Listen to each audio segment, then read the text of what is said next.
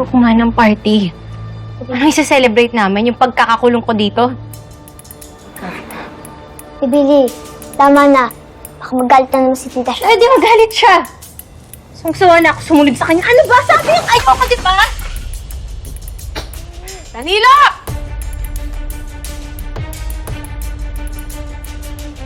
Hawakan mo yan. Bilis!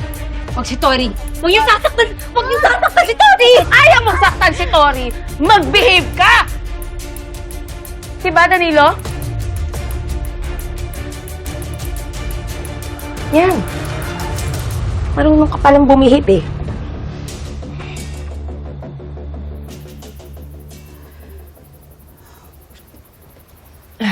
Ma, tumawag na po ako ng mga barangay tanod. Para po pagdating po nila dito, magbantay na rin sila sa inyo pag-alis namin. Anak, nagdadalawang isip ako. Baka siguro mas tama na sinabi mo kay Leon at kay Hana itong mga nangyayaring ito. Para na sa ganun, marami-rami kayong pupunta doon. Marurunong kayong lumaban. May kakampi kayo. Ma, hindi na rin po talaga kailangan kasi paano po pagdating namin doon? Siguradong merong nakamanman na tao sa amin. Kailangan po masiguro natin na ligtas si Tori. Baka mamaya anong mangyari sa kanya pag nakita nilang hindi kami sumusunod.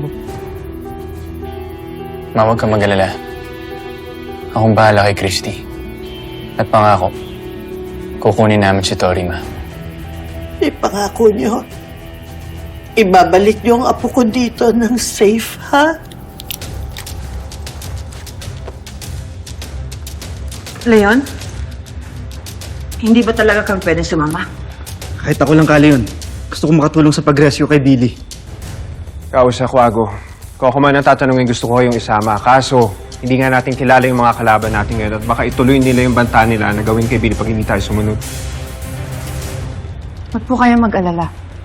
Kakayanin namin. Sure, Billy. Basta tatawagan ko kayo pag nasa lokasyon na kami. Doon, tumawag kayo ng police para sa backup namin. Sige. Mag-iingat kayo. Kausa. Mag-iingat kayo. Tara na.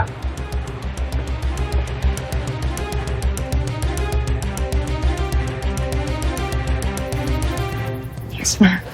Pangako yan.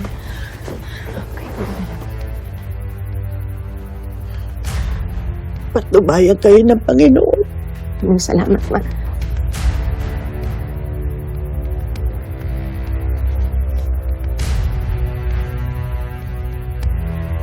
Gagawin po namin ang lahat, ma. Ingatan mo, anak ko. Ingatan mo sa anak ko. Ingatan mo si Tori, ha?